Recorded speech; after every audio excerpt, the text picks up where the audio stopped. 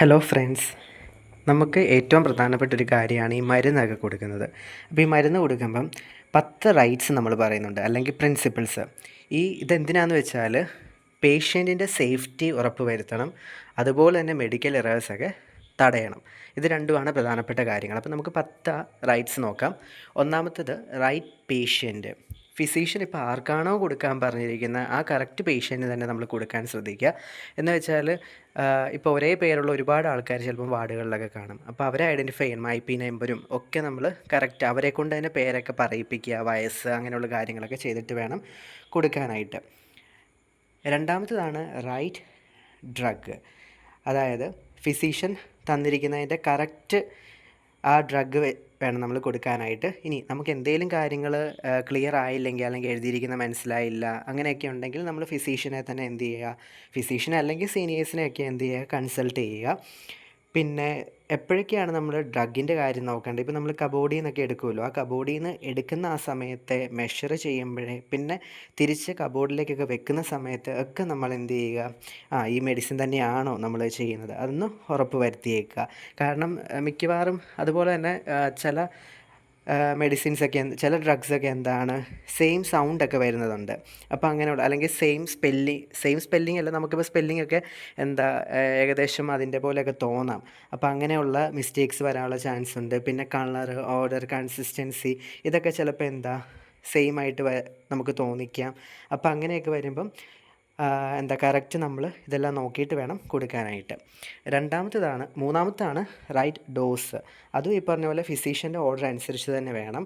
അതുപോലെ തന്നെ ഏജും പേഷ്യൻറ്റിൻ്റെ വെയിറ്റ്, ഇതൊക്കെ ഇപ്പോൾ എങ്ങാനും ഇതിലെല്ലാം ഫിസീഷ്യൻ ചിലപ്പം എന്തെങ്കിലും കാര്യങ്ങൾ കൊണ്ട് ഒരു എറർ സംഭവിക്കുവാണെങ്കിൽ അതും നമ്മൾ നോക്കണം. സത്യം പറഞ്ഞാൽ എന്തെങ്കിലുമൊക്കെ മാറ്റം വരുത്തേണ്ടതുണ്ടോ, അല്ലെങ്കിൽ ഫിസീഷ്യൻ എന്തെങ്കിലും തെറ്റ് പറ്റിയോ, അങ്ങനെയുള്ള കാര്യങ്ങൾ നമ്മളും നോക്കേണ്ടതുണ്ട്.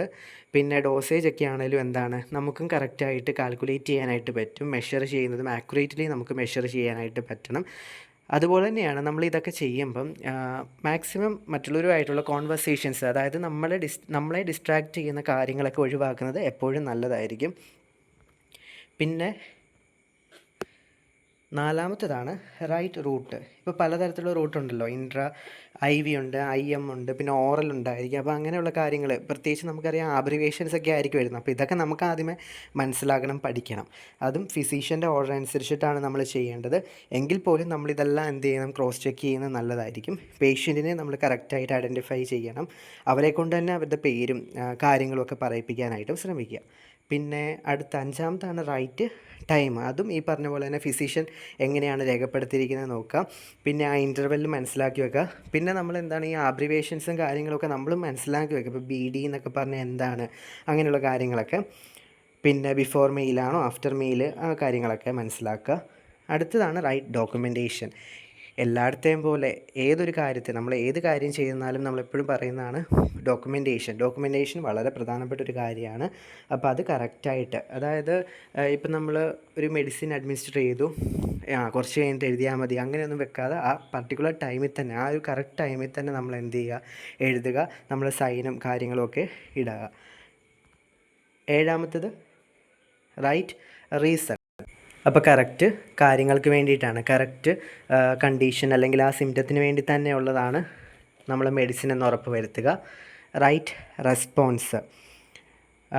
പേഷ്യൻറ്റിൻ്റെ റെസ്പോൺസ് എപ്പോഴും ചെക്ക് ചെയ്തുകൊണ്ടിരിക്കുക. നമ്മൾ കൊടുത്തു, നമ്മുടെ കാര്യം കഴിഞ്ഞു, അങ്ങനെയല്ല. നമ്മൾ എന്ത് ചെയ്യുക, കുറയുന്നുണ്ടോ, മാറ്റങ്ങളൊക്കെ വരുന്നുണ്ടോ, അല്ലെങ്കിൽ എന്തെങ്കിലും സൈഡ് എഫക്ട്സ് വരുന്നുണ്ടോ, ഇമ്പ്രൂവ്മെൻറ്റ് വരുന്നുണ്ടോ, ഇതെല്ലാം നമ്മൾ ചെക്ക് ചെയ്തുകൊണ്ടിരിക്കുക. അടുത്തത് റൈറ്റ് ടു എഡ്യൂക്കേഷൻ.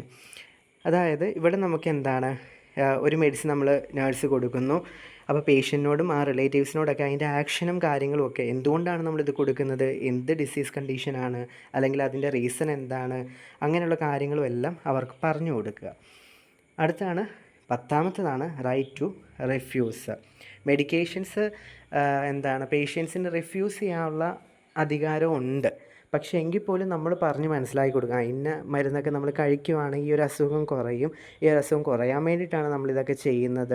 അപ്പോൾ അങ്ങനെയുള്ള കാര്യങ്ങൾ, അവരുടെ ഒരു കൺസേൺ വേണം നമുക്ക്. എങ്കിൽ പോലും നമ്മൾ ഈ കാര്യങ്ങളൊക്കെ പറഞ്ഞ് മനസ്സിലാക്കി കൊടുക്കുക. ഇത് ചെയ്തില്ലെങ്കിൽ എന്തൊക്കെ ദൂഷ്യഫലങ്ങളുണ്ടാകും, അപ്പം അങ്ങനെയൊക്കെ പറയുമ്പോൾ എന്താണ് അവർക്കും മനസ്സിലാക്കാനായിട്ട് സാധിക്കും. ഇന്നതൊക്കെയാണ് പ്രശ്നങ്ങൾ, അതിന് വേണ്ടിയിട്ടാണ് നമ്മൾ ഈ മരുന്നൊക്കെ കൊടുക്കുന്നത്, അങ്ങനെയുള്ള കാര്യങ്ങളൊക്കെ. അപ്പം അത് അവരെ പറഞ്ഞ് മനസ്സിലാക്കുകയും കൂടെ ചെയ്യുക. എങ്കിൽ പോലും നമ്മളെപ്പോഴും ഓർക്കുക, എന്തെങ്കിലും റിഫ്യൂസലൊക്കെ അവർ പറയുവാണെങ്കിൽ അത് ഡോക്ടേഴ്സിനെ അറിയിക്കുക. അത്രയേ ഉള്ളൂ. അതങ്ങനെ 10 കാര്യങ്ങൾ. So thank you.